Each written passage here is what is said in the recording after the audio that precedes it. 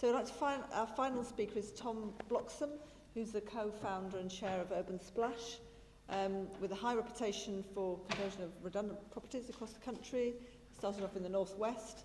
Urban Splash has won 365 awards for architecture, regeneration, marketing and enterprise. And 365, that's one for each day. Next year, leap year, don't know. Chancellor of University of Manchester and an honorary fellow of REBA. That's welcome me up here.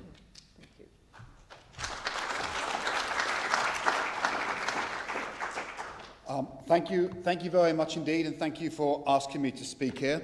And I'm fascinated by finding out where will our grandchildren live, and I was part of the Lions Commission and we spent a lot of time thinking about it.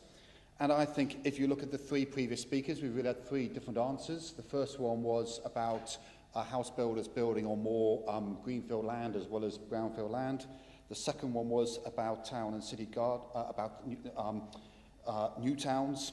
And the third one, can I say how disappointed I was when I realised you weren't from Taylor Wimpey. I'd seen the Taylor Wimpey sign, I heard you speaking, I thought there'd been a revolution. I thought everything was changing, but so was the third one was living in cities. And what I'm really going to try to say is some experience that we've had as a company over the last 21 years of actually building buildings and seeing where people should live. And I suppose a big part of the problem, I think, is a supply-led problem. 70% of the population, when choosing where to live, won't choose new build. And in a way, all your three propositions were supposedly that people want to live on new build buildings. And actually 70% of the population, when they decide to move, they buy a second-hand home, an old Victorian or Edwardian home, rather than a new one. And actually, if people don't want to buy new homes, what's the point of building them? And actually, I believe that is an indictment of our house building industry, and I believe there are other ways forward.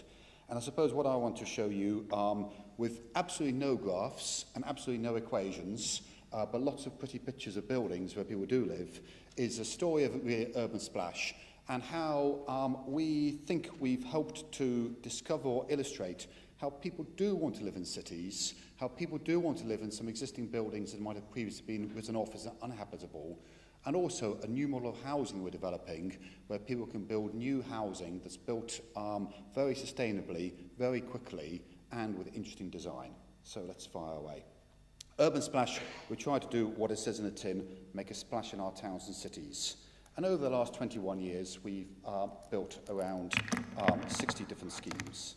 That's so I try to keep on time. Based in Northwest, but all over the country. My background wasn't in property, but started in selling records and posters and letting off markets, and then building buildings and starting Urban Splash in '93. Sorry, this is all got there. Literally over a drink. A year later, built the first loft apartment in a downtown part of Liverpool, and always is interested in the space outside the buildings and the space in the buildings. Hoping to establish places like the Northern Quarter in Manchester, getting noticed, using artworks inside buildings, experiment with new build buildings, being selected for the new communities in 2000 in Newington and Manchester, working on offices and workspace as well as just living space, buildings like Fort Dunlop, and right from 2006 into modular construction and how we can build homes effectively in factories. Spent a bit too much time in 2007 looking at brand, the very few brands in the built environment. Urban Splash trying to develop one, but in 2008 it all went a bit horribly wrong with a recession which affected a large number of people in the built environment. But actually coming out through that, realising and going back to basics, that what people really want is really well-designed buildings. And actually really well-designed buildings, really well-designed homes are where we want to live and where our grandchildren want to live, and how can we build more of those? And places like Park Hill, just over the road here, and Royal William Yard in Plymouth. So just going through some of our track record. Started 20 years ago, and we found out there were a whole series of Victorian warehouses and old schools.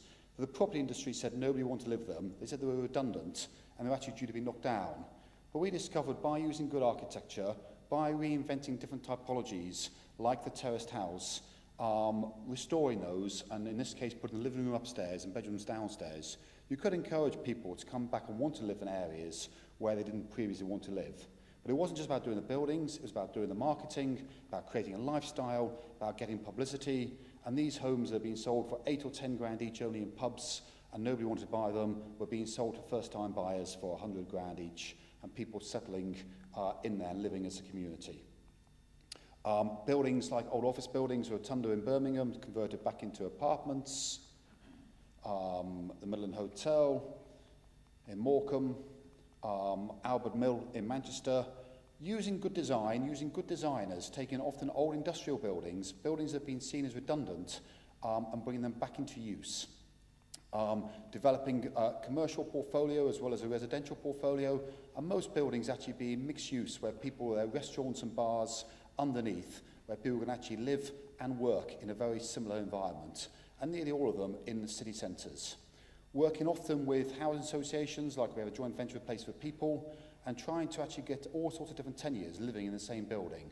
This is Lister Mills in Manningham, which was again a very run-down space but brought back into use. And like many of our buildings, the same building often has flats for sale, flats for rent, social housing, and shared ownership. And many of them were old council tower blocks, like you see here, with befores and afters, and was perceived as having no demand for them, but simply by recladding and redoing them, encouraging people to move back to the city centres, as well as new build. Lakeshore in Bristol, in Staley Bridge, in Leeds, interestingly here, old tenement blocks, bring them back into use, but also putting gardens, 6 acres of gardens, and putting allotments so people can grow their own veg in the city centre, and various different apartment blocks in Manchester. And on to Park Hill. Park Hill, most of you all know better than us. Some people love it, some people hate it. But I mean, there are two things. There are 1,000 homes in there, and to actually demolish 1,000 perfectly good homes seems a huge waste of resources, particularly the building that's right by the station. It's also part of what makes Sheffield different from any other city. I hate any town UK with the same high streets, the same plastic fascias, the same chain stores, and every city in town wants to see what's unique. And whether you love it or hate it, Park Hill is a bit of that uniqueness. It's also a building of real scale. It's also actually a building of real quality. And when I say quality, I'm not talking about style, because I like all sorts of different styles. I'm talking about the way it works. And yes, it had loads of problems, and yes, it was being badly managed, and yes, the tenant selection wasn't particularly positive. But actually, by going through some simple commandments, you're able to reinvent it, make some big interventions to it, and make it a place back that's great to live. And when I say it's good design, what I'm talking about is every flat is double aspect. It's both south and north facing. Every living room is actually south facing. Every flat works as a duplex. So you see by the colours where the flat goes up and overs. So every flat's on 2 stories. Every flat has got full height glazing. Every flat has got outdoor space. And if you don't like it, in Sheffield you have to look at Park Hill, the Park Hill look over at beautiful Sheffield. We expose the concrete. And some other new schemes that I'm going to flip right through because we've overrun on time, and just talk to you about actually a new build of housing. So it's great making people live in city centres, but also what I'm interested in now is reinventing the way people live in actually houses. We're doing a new scheme in New Islington and Manchester, a very run-down old estate, not a great place to live.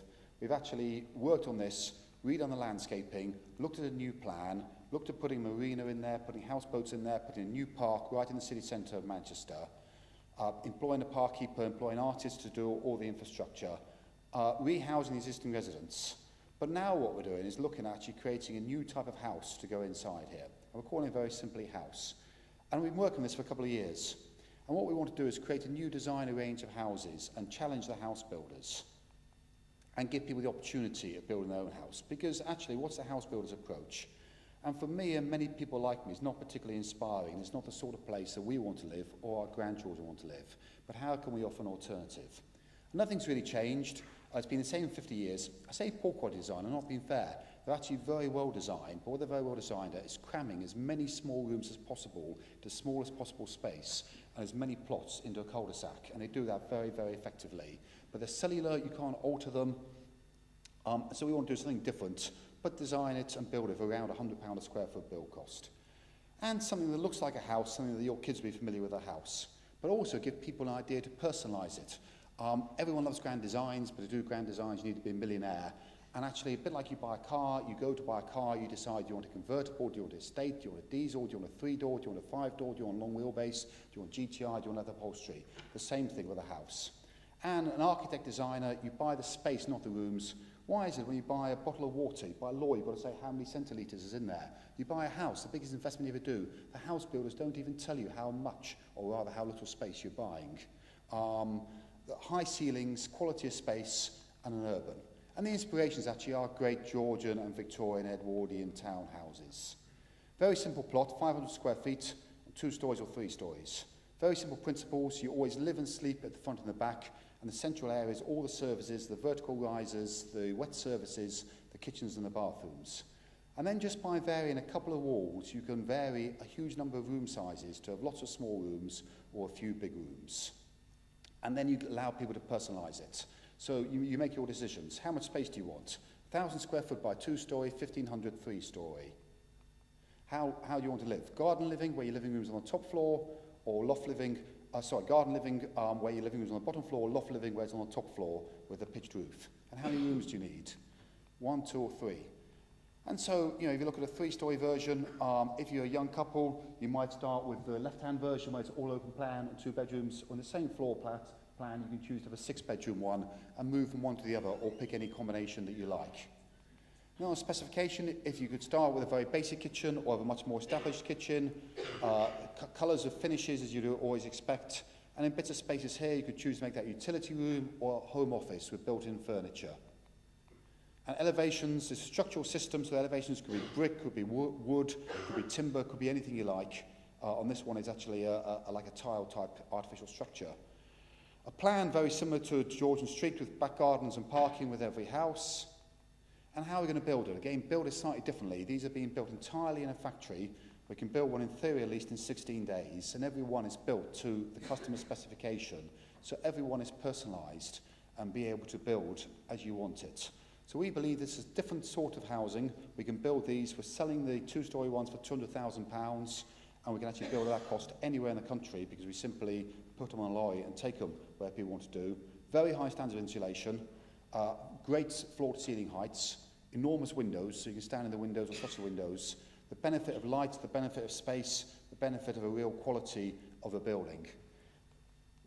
You can see the thickness of the walls there, and you can see the generosity of space, which is not something you usually get in modern new build houses, but you do get in Victorian houses. So we believe there's a new option, not to say there's anything wrong the house builders are doing, but actually you want new supplies in them to add to the supply of houses we can do.